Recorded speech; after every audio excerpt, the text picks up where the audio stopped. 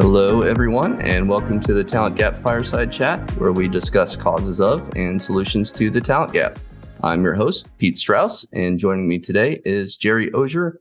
He's an accomplished security professional and chief content creator for Simply Cyber. Jerry, welcome. Thanks for inviting me, Pete. I'm looking forward to this conversation.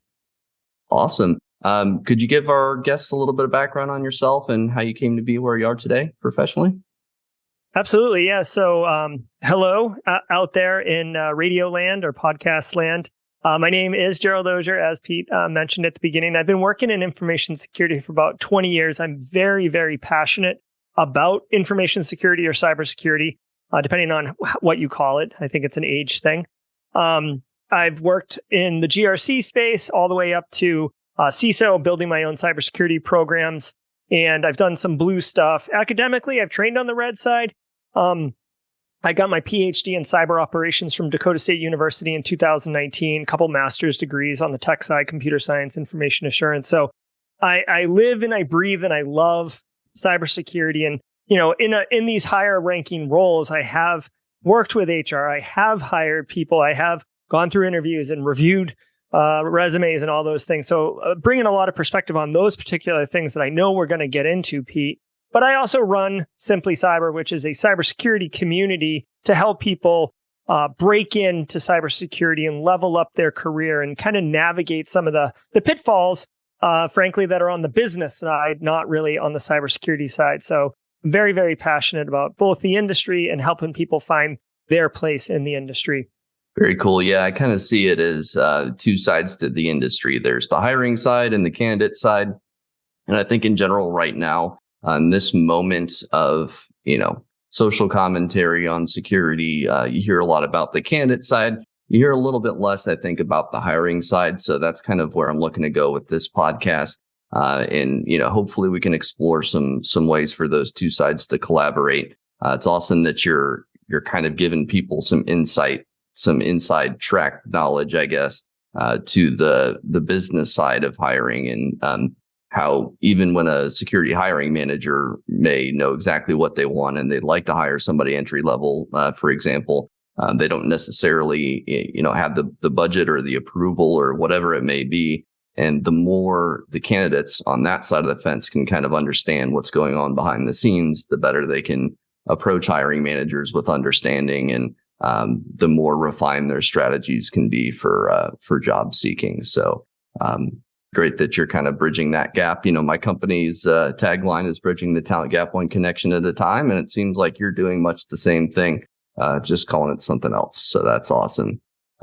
What are, I guess, some of the biggest hiring challenges you've seen throughout your career and being in those higher level positions? And, maybe we can talk through some potential solutions to some of those things.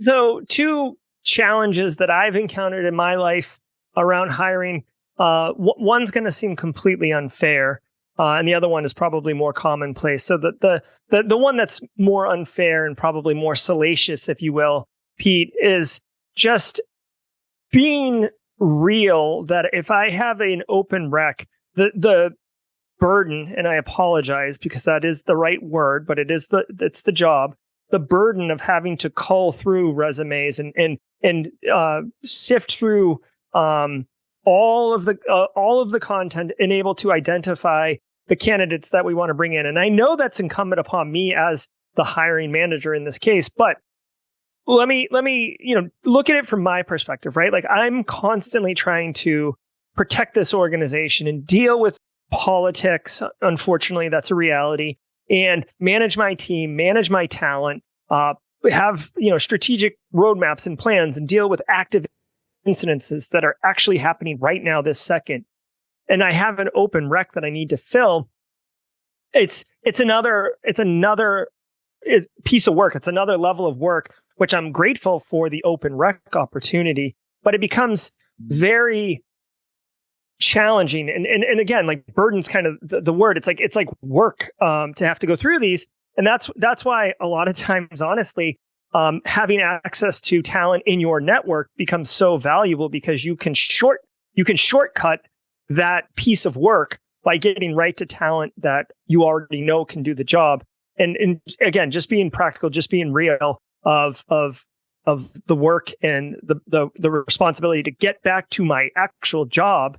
That is part of it. And with all due respect, and I know on the candidate side, we talk about different tricks and techniques to identify your to raise yourself in the brand awareness or individual awareness, and being able to call out yourself to stand out amongst all of the resumes. And that's very, very important, but it's for this reason. So, ATS, I feel like, was supposed to be the saving grace to dealing with this challenge that hiring managers having to deal with. But then ATS has its own challenges because it'll end up flagging and dismissing candidates that might be really great fits. It's just that they didn't have the right keywords, or, they weren't able to see which ones were. So that's one challenge, because I feel it's not fair to the candidates. I feel that it's, unfortunately, a mindset of hiring managers. I used myself as an example, but I don't feel that I'm in the minority on having, this challenge of dealing with that. And I wish there were some better solutions, frankly. I know networking is one of those solutions. So I'd be thinking of your thoughts on that, Pete. The other one is a more common issue that we see, and that is where HR defines pay bands for roles that are not consistent with what the market is actually demanding for those roles. So you end up getting the situation where I need somebody to do this piece of work, right? I need a GRC analyst to be able to run compliance for my organization, because we're a small healthcare business, and I need HIPAA compliance and audit and dealing with third-party questionnaires and stuff like that. And this is a $80,000 a year role. Like, in any market, you're going to find that that's an $80,000 a year role. And I get approved for $60,000. And HR says, oh, well, we did a market survey 8 years ago, and this is what it was. And it's like, well, do a new market survey. And they're like, well, we don't have budget for that. This is what it is. So you get this disconnect between what market value actually is and what you're able to offer a candidate. So it's honestly, it's almost embarrassing to me when I find a candidate and I'm like, the best I can do is this. I feel like I'm being forced to like greasily lowball them, when in reality, that is not the case. I'm being hamstrung. And a lot of candidates, I've seen it. It's happened to me multiple times. Hey, like, you are an awesome candidate. I can think of one particular example a couple of years ago. You are an awesome candidate. I want you. The most I can do, this isn't a trick, the most I can do is this amount of money. And he said, Jerry, I love what you're doing. I love your organization. I love the challenge that you're asking me to take on. And it would be the next step in my career. But I'm making literally $60,000 more now at my current job. I cannot take a $60,000 pay cut for a promotion. That doesn't make any sense. And I said, I 100% agree with you. I 100% agree with you. I wish you the very best. I'm still connected to that individual today. But at the end of the day, Pete, it's all about cash money, right? Like, that's why people go to work. We can enjoy the mission. We can have satisfaction and accomplishment. But at the end of the day, if your job didn't pay you, you would not go to work. You would go do something else. And that's a challenge that I also struggle with. Yeah, that reminds me, I believe it's Hertzberg. He was like a organizational psychologist. And he basically published this theory about hygiene factors, which would be like salary versus kind of like, you could think of Maslow's hierarchy, more the self-actualization things. Those are the things that, get you out of bed in the morning. But the hygiene factors, the salary, the benefits, those have to be there for, somebody to consider a career move.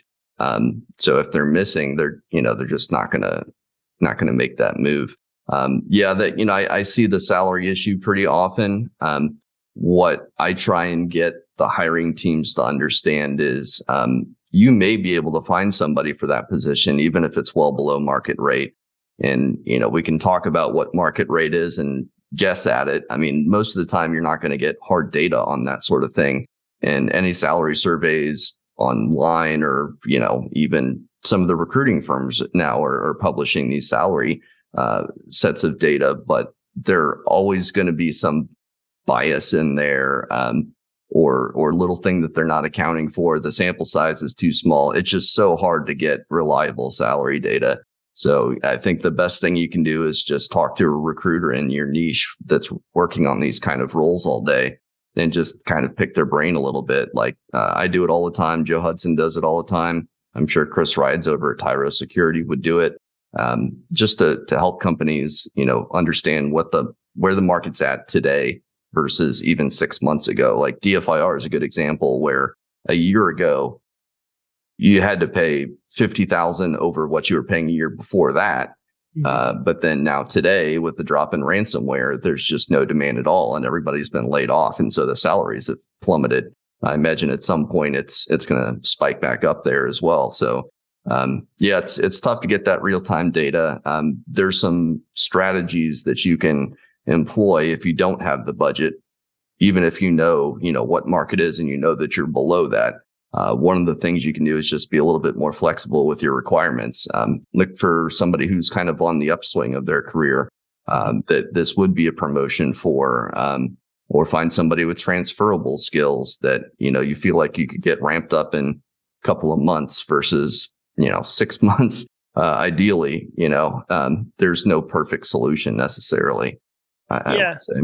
And if I can, another thing that can benefit both the hiring side and the candidate side that I have seen successful, because when I was at that organization that I was just referencing, we did have low salaries because it was a government facility, and we had to. Well, I had to be creative, right? So I would recommend think creatively. So salary is just one part of the compensation package, right? So one thing that I like to use to entice candidates is like, how about you get every other Friday off? Like, is that interesting to you, having a 3-day weekend every other week, and you work, instead of 8 hours a day, you work 9 hours a day, but you take every other Friday off. Like, is that interesting to you? If I paid for your cell phone, is that interesting to you? If you worked remotely on Mondays, is that interesting to you? Like, be creative in ways that you can be, because if I'm the manager, I'm the one who's saying that they're at the office or they're not at the office. I'm the one responsible for making sure that they're doing their work. So if I can extend some type of flexibility that works for them, then it might. I mean, you're not going to overcome a $60,000 salary gap, but if it's maybe like 10, maybe 10, right? Because at the end of the day, Pete, and I'd be curious if you had any of these experiences. You need to remember that you're dealing with a human, and 10 grand may not be important to them. Being able to see their long distance girlfriend or boyfriend who lives 4 hours away every other weekend, so they can make that drive and have a 3-day weekend with them every other weekend. That could be priceless to them, right?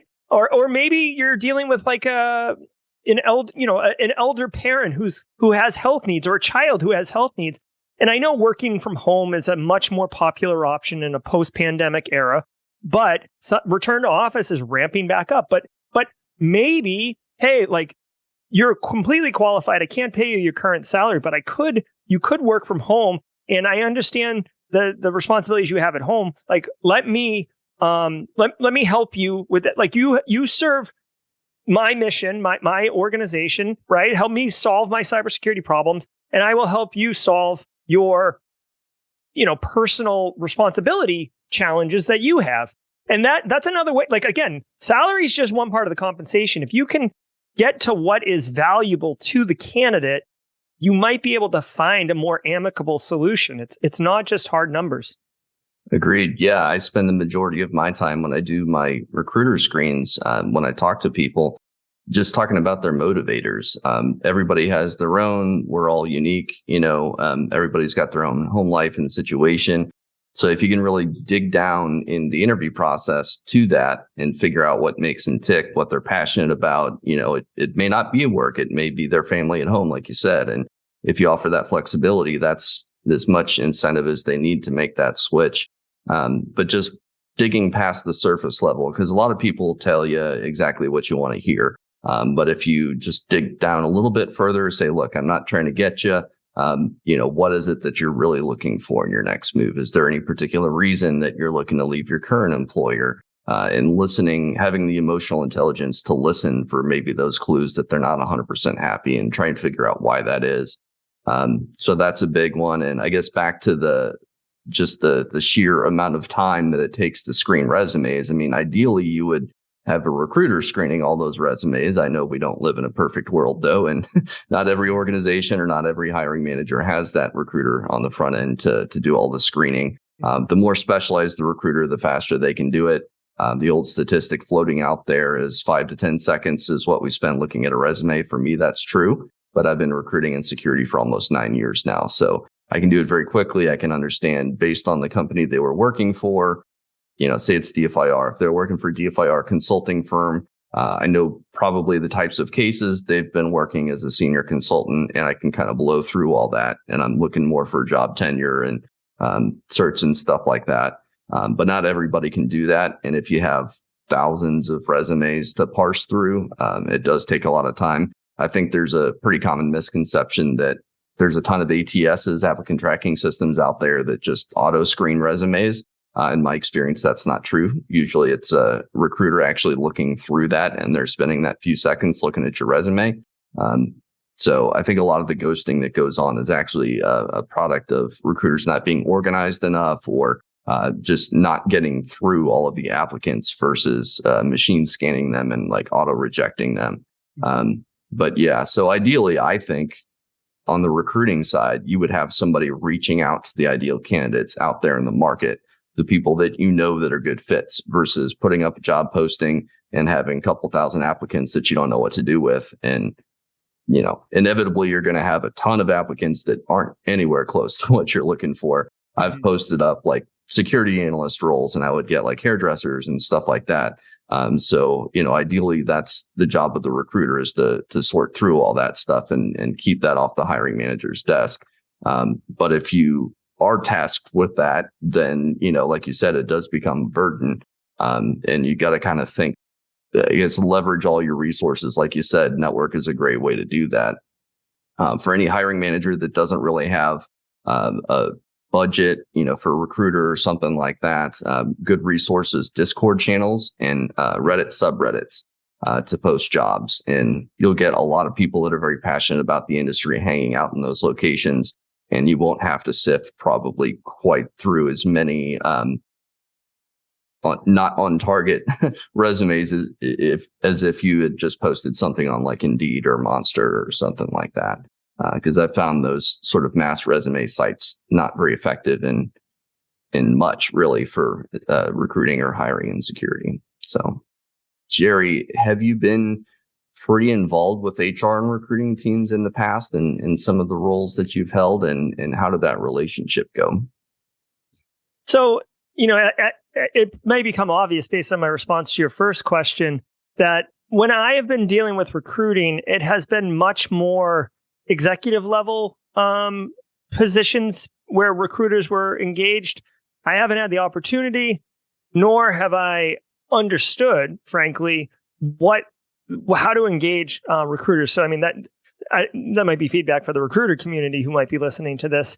I get some cold emails like, oh, hey, like we can help you find talent, but it doesn't resonate because maybe I don't have an open rec at that time. But typically recruiting has been at the executive level where there's like an open CIO position, and we've worldwide search or nationwide search for the next talent or whatever. And that has happened. But as I mentioned, normally it's like I open a rec and then me and my team are responsible for like ingesting all these things. And, sometimes you can, filter in the systems that I've used where it's like, okay, like must have this cert, for example. Okay, well, like if you don't, it automatically isn't going to be there if we determine that cert is required. So that's been limited use or limited experience working with recruiters. Now on the Simply Cyber side, obviously, Pete, I've worked with you, I've worked with Joe Hudson, I've worked with Ricky Burke, and others, and I appreciate the perspective and the value you all bring into that context. So I do see the value of the recruiters. I just haven't worked with them. Now on the HR side, that one I have worked with, right? So HR is where I go to get like once I'm approved for a position by management or whatever, then I'm working with HR. Like, okay, this is what the rec looks like. This is the salary range that we can do. Maybe there's a little negotiating there. Couple things that are like best practice, right? So maybe if you're a recruiter or maybe you're an InfoSec professional or something, a couple lessons learned that I've got. And Pete, please chime in with your thoughts on these after. So one thing is HR, with all due respect, they do wonderful work. And I don't pretend to be an HR person, so I don't know how they do their job. But it's not uncommon for the rec to be kind of like copy and pasted from other InfoSec roles. So it doesn't, like, they look at it and they don't see that it's ridiculous or it doesn't make sense for what you're asking. And sometimes I don't get like final approval of that, or I do, but it needs to be like open-ended. So, you could do these roles because of legal reasons. Like you can't put it in the job rec and then ask them to do something that wasn't on the original job rec. So it turns into this buffet of potential things you might do. But it kind of deters talent from wanting to apply because they're like, oh, I don't have all of these things. So that's one challenge that I've worked with HR. And then also, just again, the salary points where it's your market, like the information security industry moves so quickly. And as you mentioned earlier, during ransomware's, or heyday, right? I mean, I know we're still in it, but like it's trailed off quite a bit.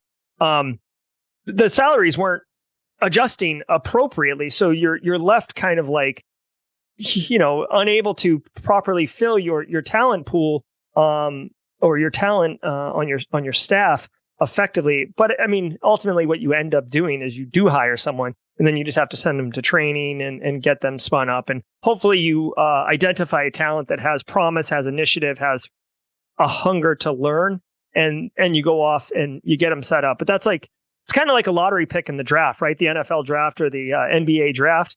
Like you have to scout basically and identify potential and then hire them and go, versus the free agent who's got, 1,000-yard rushing season. You're like, all right, this is a known quantity, but you pay for it, right? In fact, as I'm saying it, Pete, I feel like there's a lot of parallels between the draft and free agency in professional sports. Yeah, it's so funny. You're the second person to make that analogy this week in recording these episodes. Oh. But yeah, absolutely. And what the other individual was talking about, Paul, interestingly enough, is it was kind of like a Moneyball idea where you would assemble a team of people that are good. Maybe they're not, the complete all-stars of the field, but they're all very good. And you spend a lot of time and attention on developing them as professionals and find people with complementary skill sets. And you get a really well-rounded team that way without necessarily hiring, the top 10% of the talent pool that also requires that top 10% of salary. So, getting creative with the types of folks that you're willing to hire, being very hands-on as a manager, developing people, and that's going to improve your retention rate as well, which, speaking of the dollars and cents of it, is definitely going to pay off in the long term. My conversation with Paul, actually, we were talking about turnover and how, I don't know the exact statistic, but I'd imagine average tenure for a security person is about a year. That's not a long time, especially if you spent, 3 months training somebody up or getting them used to your environment, because maybe you can't afford that top 10%, of talent. So, being as hands-on as you can with your hires is important in that respect. As far as HR, I mean, sometimes there's no getting around the fact that you need to include certain things in the job description. One sort of best practice that I've found is for all of the asks that you have in the job description. So say you have, 5 must-have bullet points and 10 nice-to-haves, just as, round numbers. You'll want to have at least 5 to 10 perk points or information about benefits, good things about culture. Really a job description should be part selling the candidate on the company and part helping them understand what they're going to be doing in that job. And I think a lot of people see it as more so the latter and none of the former. But if you're asking a lot of people, you should also be adding what you're willing to offer as an employer. And so there's kind of a standard template that I use for job descriptions.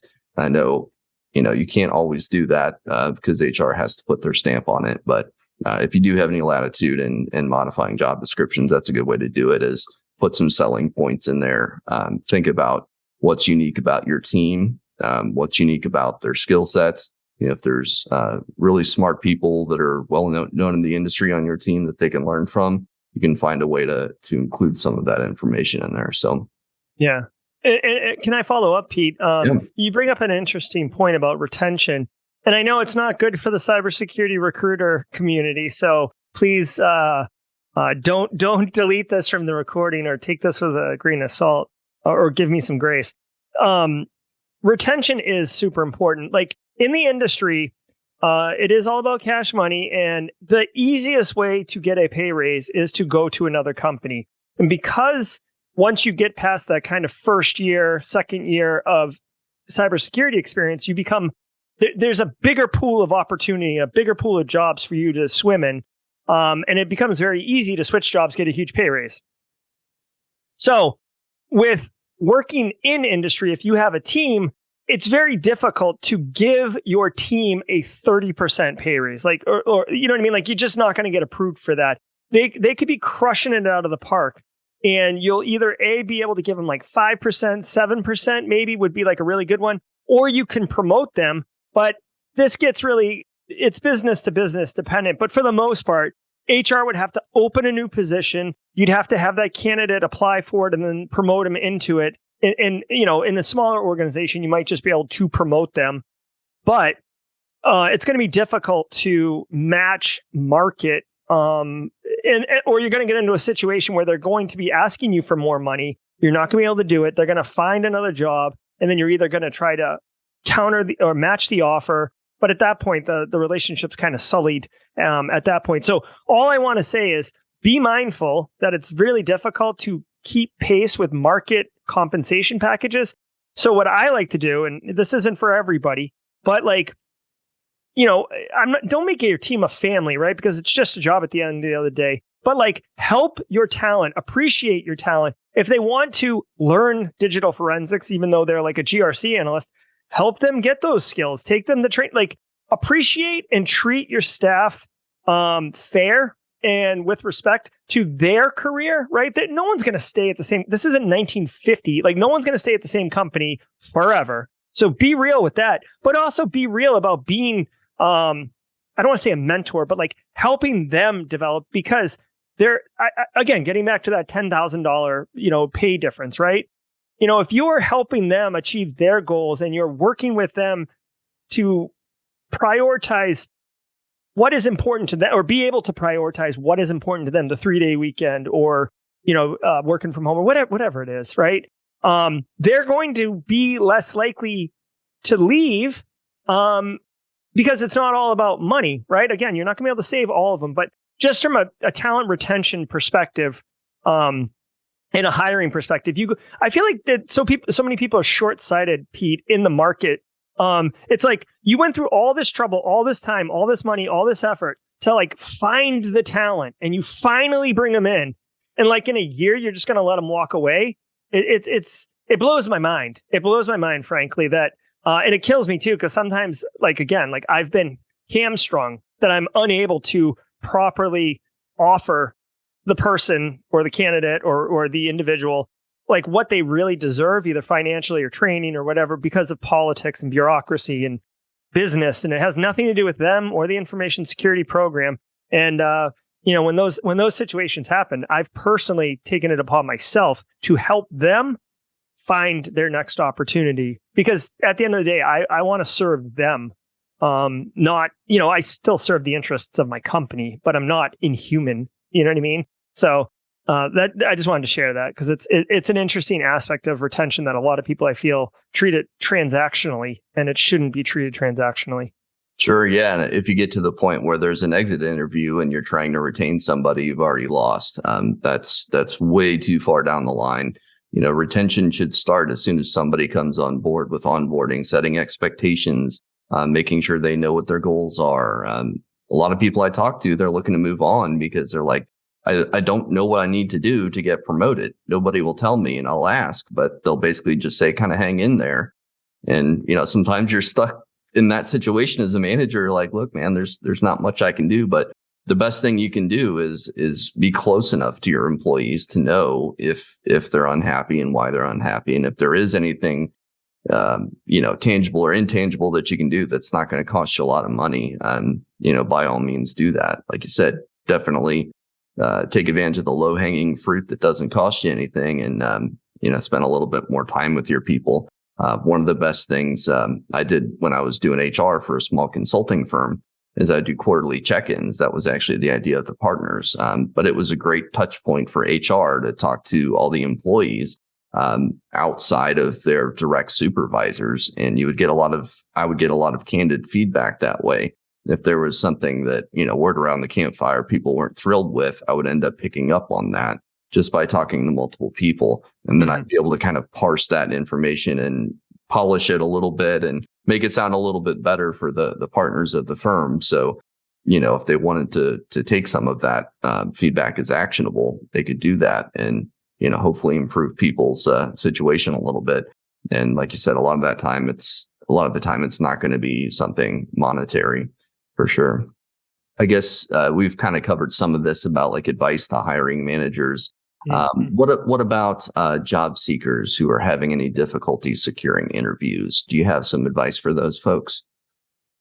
Yes. So my thought, and I've seen a couple people kind of mention this in different ways. Like if you are not getting interviews, to me, that means your resume is wrong, right? So like if you're getting interviews but you're not getting jobs, then you're probably interviewing poorly. Look at the data, identify where the weakness is, and try to address it, right? So if you're not getting interviews, what I would recommend, obviously, first and foremost, is networking.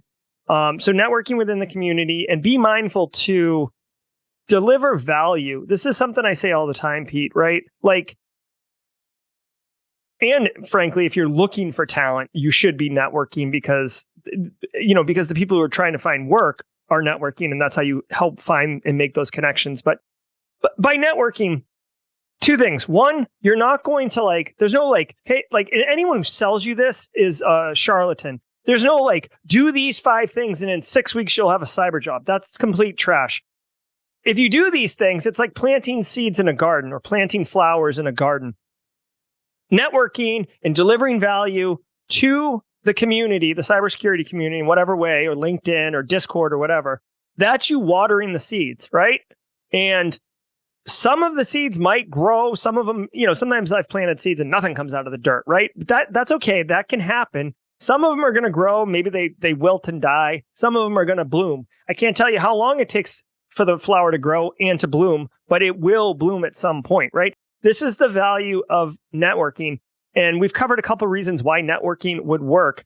But I just want to be really deliberate in saying that you should not be networking with the explicit intent of getting a job.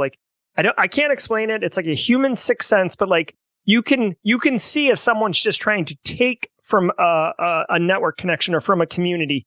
It's much different if people are giving value to a community, and you don't have to be a PhD in cyber operations to give value, right? You can do a lab. You can start studying for your Security Plus and say, hey, is anyone else in this Discord server currently studying for Security Plus? I'd love to start a study group. Or here are or you finish your Security Plus and you're like, hey, everybody, I just finished my Sec Plus.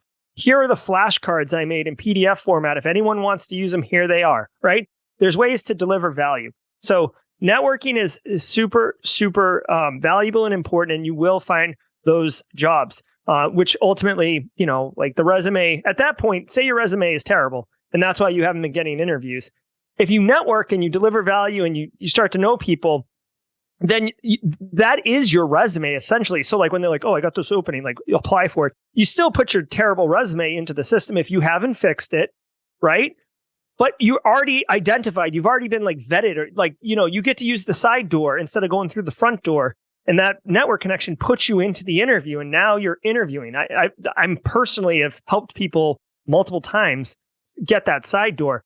So that's another huge thing. And then also, if you're not getting interviews, like I said, it might be your resume. Pete just said a couple minutes ago, 5 to 10 seconds for a seasoned cyber recruiter to know what's up. Well, you need to make it as spoon feedable and as you want to make it as easy for the person consuming the resume to understand what you are, what you want, and how you can deliver value to the organization as possible. You should think of your resume as like the sticker on the outside of a new car, right? Like you're shopping for a car and you're like, okay, like let me look at this car. What are the benefits? What does it do? Right? You're only going to look at that for a few minutes. Like you need to highlight the benefits that you can deliver to the organization. What is the value you can deliver? It's not like all about you. It's about the value. And then the final thing I'll say, and this is very tactical, is if you did something amazing that has nothing to do with what you're trying to apply for, I know it hurts your ego, but leave it off your resume, right? I've seen it multiple times, like, oh, like, you're applying for like an incident responder role, and it's like helped convert, $600,000, or like drove a forklift on a $600,000 project or something like that. Like I get it. It's very cool that you were on at this engagement doing these things and stuff like that. But like, even though it's cool, like if we were having beers, like I'd love to hear about it. But like, I don't see how that helps me with my incident response capability. Like, sorry. So think of your resume as like prime real estate, especially the upper half of it. You need to maximize the value of that real estate with high impact benefits that you're going to deliver to the hiring manager of whatever that role is. Yeah, I love that analogy of the car. I mean, if you think about a window sticker and think about what you would be looking for on a window sticker, you're going to look at the price, which, doesn't necessarily apply to a resume, but the other things do. The title, which would be kind of like the trim level, person's name would kind of be like the model of the car. You're looking for the high level, bold-faced, obvious things in front of your eyes. And that's what recruiters are looking for as well. In fact, you can just type in Google recruiter eye movement heat maps, and you can see where our eyes go on the page. So, if you were that forklift operator and you were proud of it, you can put that on your resume still. Just make sure it's at the bottom. So if it does impress somebody, it's on there, but it's not front and center, like Jerry mentioned. Where our recruiters' eyes are going on the page, which is up at the top. We're looking at job titles. We're looking at experience. Summaries, generally, we don't read all that much unless they're super short. So in that few seconds, you have to make it very easy to read, good bullet points and stuff like that. So, Jerry, I talk a lot about the talent gap. As you can see, it's right behind me. Some people, they don't believe that it exists. Some people believe that it exists, but it's very limited. What's your take on the talent gap? Yeah, I do think that there is a talent gap. You had shared a really interesting kind of back of the napkin graphic with me that I felt really illustrated it properly. The challenge is in information security or cybersecurity, like no experience. There's a lot of people with no experience that want to get in. And then there's a lot of jobs that require 1 to 3 years of experience, right? So there's this massive gate keeping a lot of people from going in, but there's a massive amount of jobs asking for 1 to 3 years. So there's a bunch of people waiting outside, and there's a bunch of people in the kitchen of the restaurant like wanting to make food, but there's no customers wanting to eat the food. And I think that's kind of like a rough analogy of what's happening here. There's a couple ways to address it. We've seen it manifest in a few different ways. One is, like you said earlier, just hire them and develop them yourself. Then there's also couple places are starting to eliminate the experience or eliminate the college degree because they're finding that some roles are much more like a trade, like plumbing or electrical, incident response. Like you can pick it up and learn through an apprenticeship.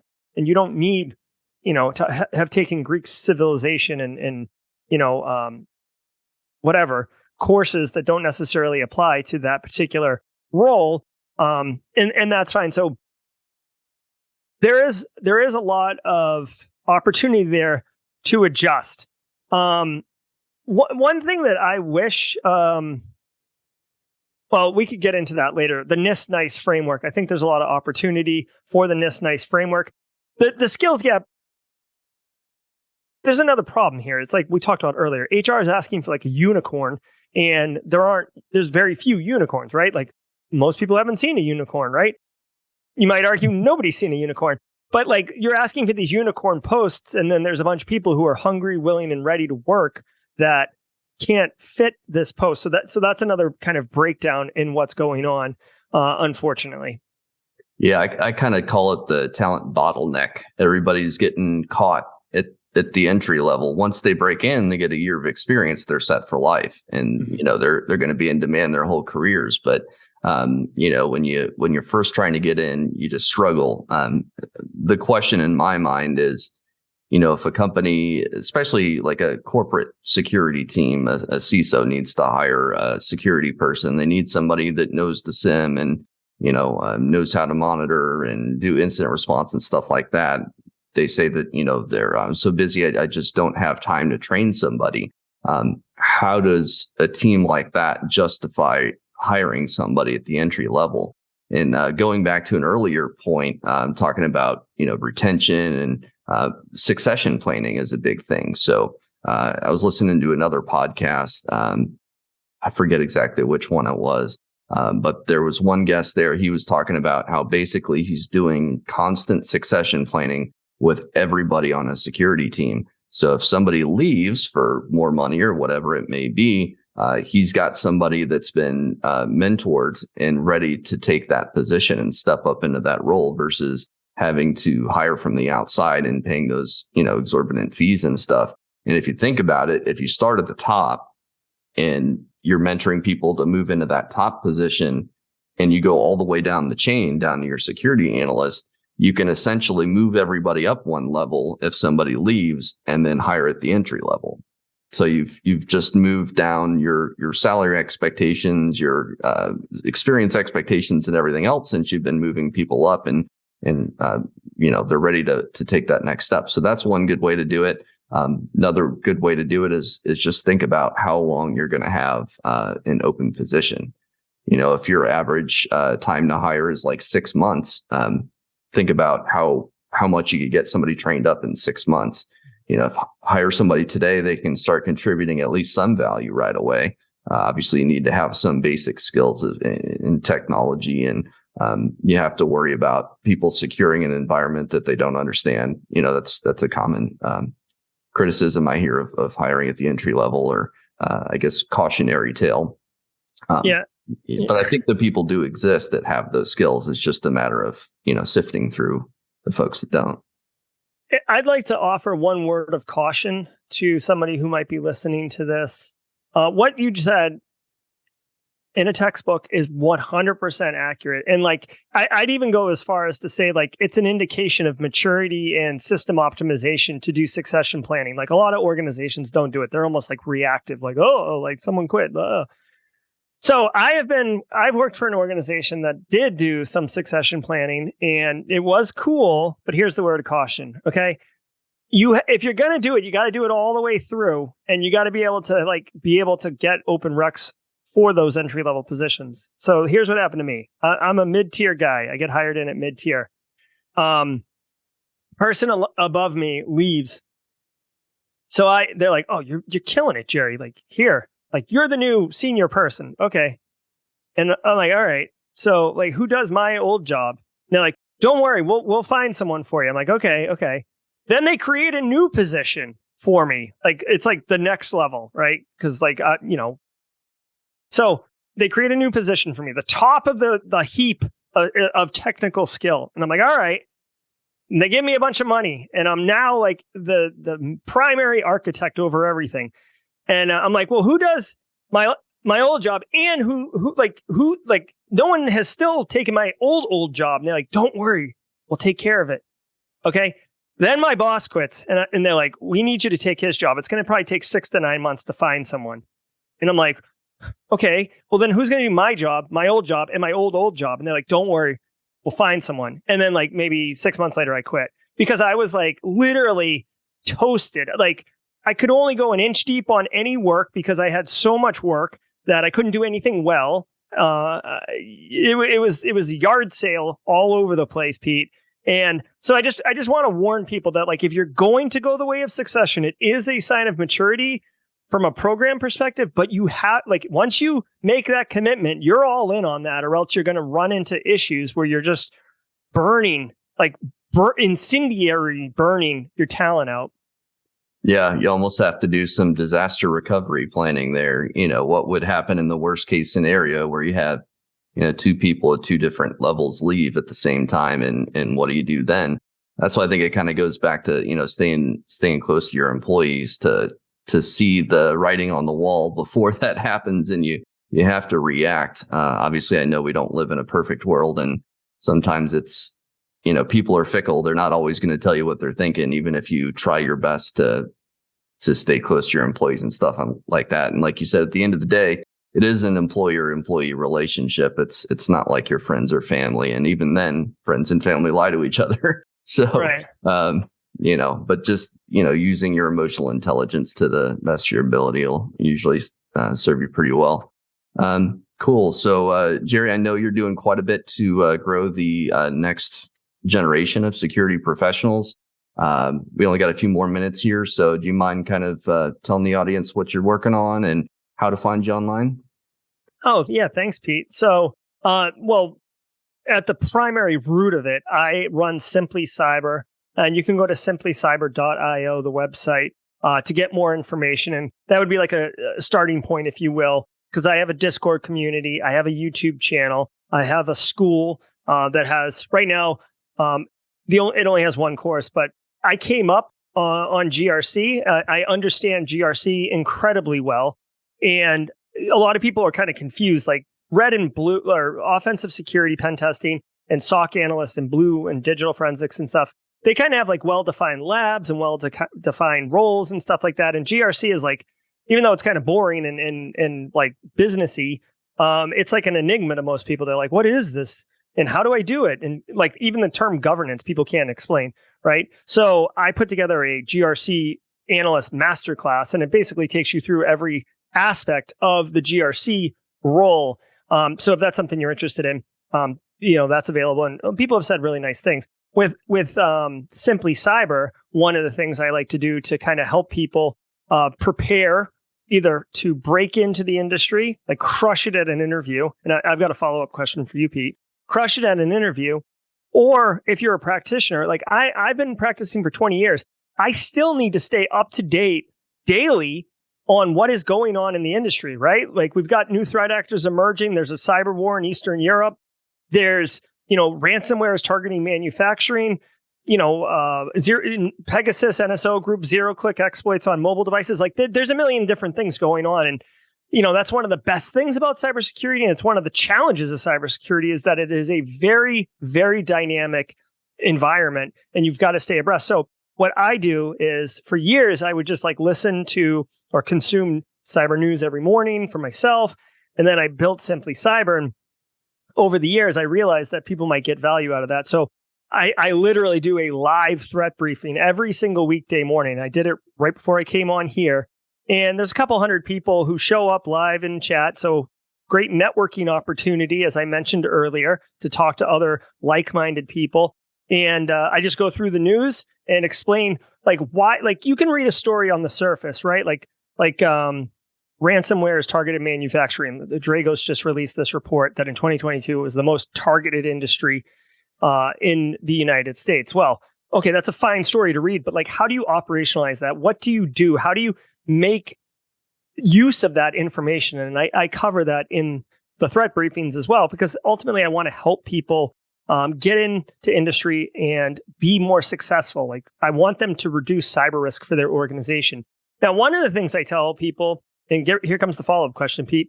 One of the things I tell people is like, this isn't just for practitioners, because I found early on for this threat briefing that people are like, well, I don't work in the industry, so this isn't useful for me.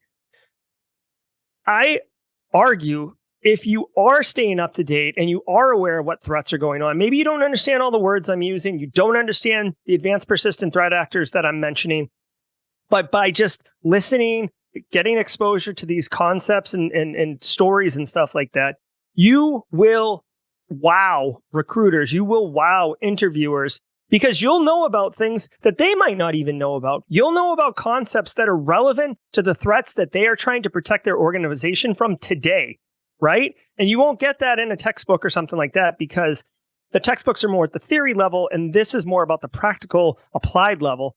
And I've had multiple people reach out to me and tell me that they got their job or broke into the industry. They got their first job in cybersecurity in part because of Simply Cyber, and the daily threat briefing helped them immensely in the interview process, not just stand out as a candidate, but really leave a lasting impression with the interviewers that they were basically already practicing cybersecurity in a capacity without even having the job yet. Pete, have you seen in your experience somebody who has been actively engaged in consuming threat intelligence or being mindful of what's going on in the industry have a marketed advantage in the interview process? I would imagine so. I mean, I've worked with hiring managers where actually multiple hiring managers where one of their questions was, what are you doing to keep up on the latest threats in the industry or latest news of the industry and stuff like that. And if somebody doesn't have a good, example or answer to that, they're out, period. Like just that question alone is enough to disqualify somebody. One common thread that a lot of hiring managers look for is passion for the field, interest in the field. Nobody seems to want to hire somebody that's just in it for the money or, all out for themselves. They want somebody that are actually either interested in the tech or interested in the people that, truly feel like they have a home, which is, I think, a little bit different than a lot of industries or professions where it's kind of like, okay, you go to work and that's your job, but that's not your whole life. But I feel like there's a sense in security where you have to be deeper into it than that. And it becomes more than just a job. It's, even beyond a career, it's a hobby, it's a way of life. It's, it seems in my experience that hiring managers are looking for that for sure. Absolutely. You can guarantee that that's a question in any cybersecurity interview, like guaranteed question. Absolutely. Awesome. Well, I think we're all set. Definitely appreciate you being on, Jerry. Great talking to you, and hope to do this again. Thanks so much, Pete. All right. We'll talk to you later.